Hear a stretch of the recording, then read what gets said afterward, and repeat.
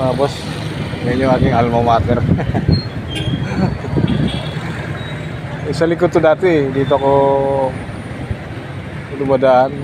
Pader yan, mahaba yung Pader School. Tapos yung boarding house ko dati, dyan sa may katabi nitong ano eh. Yung may tower na yan. Alam niya kung ano yan. Ayan ako nag-board dati. Alam ko ba dyan pa ba yung boarding house? Parang wala na yung bahay. Tatlong palapag. Yan, nakita nyo yan. Ayan, kayo na lang magbasa. Mahirap magbanggit. Dito, ito yung dinadaan ako dyan. So, malapit lang. Kasi boarding house ko lang dati. Dito lang naman sa likod ng building ng school. Kaya nabanggit ko kanina, may subject kasi ako na English subject dati. Yung mga kaklase ko na close ko rin dati. Lalo nung first year college kami. Bugoy-bugoy ka sa high school. Nagagamit pagdating dito, naada mo pa rin yung ano, bugoy-bugoyan mo eh. So, yung teacher namin, sana kung saan ka man naroroon. Galing kasi itong teacher namin, kaya halos siya may hawak ng mga English subject, lalo na sa umaga hanggang hapon. Sa gabi, para bihira ko lang siya may klase sa gabi. Yung kaklase ko, kumusta ka na? Mr. Budyaw, kung naalala mo ako. Si Budyaw eh. Yung klase ko eh. Nagbiroan kami doon. Para biro din kasi si Budyaw eh. Sabi ko naman ng teacher ko dati sa English.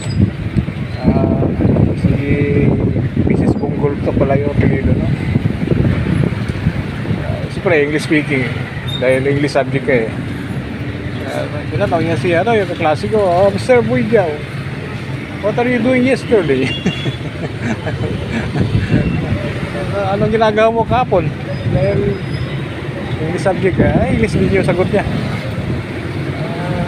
Sabi niya, well, anyway, ma'am, yesterday, I got a pencil named Bunggol to. Galit yung teacher namin. Actually, naman yung Bunggol to. Di ba yung Bunggol to na lapis? Ginawa niya. Katatawa na ba? Ay, sorry sorry ma'am. Mali lang yung pagkabanggit. But actually I bought a pencil yesterday. Mongol too. Ayun lang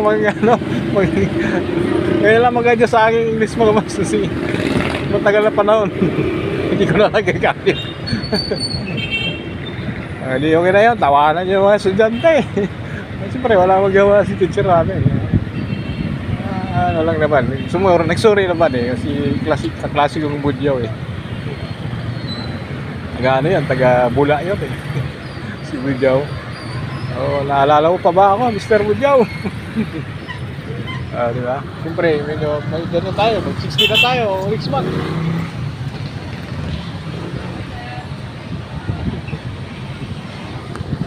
Kaya sa pagdating naman ng ano, may subject kasi ako ano eh, umaga.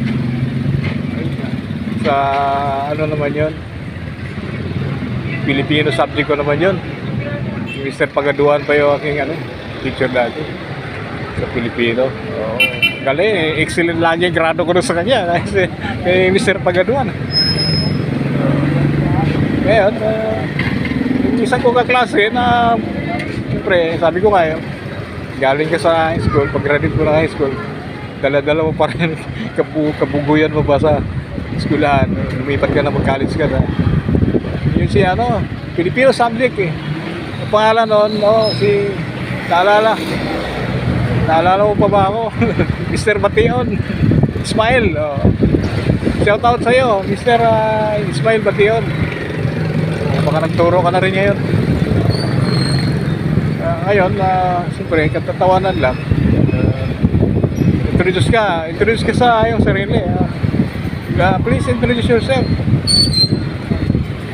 Siyempre, Filipino yung subject, pero tanong, can you introduce yourself? Siyempre, bagong estudyante, bagong college student. Sabi naman niya, Ismail, Mike Basion. Natawa. Naalala mo ba ako? Mike Basion. Ah, sabi ko, ba't naging Mike Basion ka? Eh, yung tanong ni Sir, yan eh. Introduce yourself. Sabi niya na, ipakilala ang bawat isa sa inyo. Sir, sasabihin ko, Ismail, pati yun. May punto rin siya. Katatawaran ko lang natin na experience. Siguro, mga professional na sila eh. O baka nag-retire na rin sa mga kanya-kanya nilang trabaho. So, yun lang ang experience. Napadaan kasi ako dito. Dahil nag-inquire ako doon sa ticketing office about sa ipadala ko doon sa Iloilo. So, ano pala, airport to airport. Dadaling ko doon sa airport bukas. Yung bibilin ko ngayon, tuna, bibili, panga, at saka yung pagkinilaw. Cubes na tawag yun, tuna cubes. So, yun muna mga boss. Ibahagi ko lang yung karanasan ko dito. Kasi nandito ako ngayon, bukas babalik pa ako sa Maynila. May trupa ko kasi nandito sa Iloilo. Papabili sa akin. So, ipapadala ko lang din to sa airport lang din. Okay, so thank you. Kung sino naka-recognize nabanggit ko, ay kumusta na kayo? Ano eh, lagi kayong malakas sa pangatawan. Lalo si Budyaw. Matangkad yun si Budyaw. Si Ismail din, matangkad din siya si Ismail. Magaling yung mag-gitara yun. Kasi miyembro yun ng Agapi sila. Magaling sila, magaling sa about sa instrument, gitar.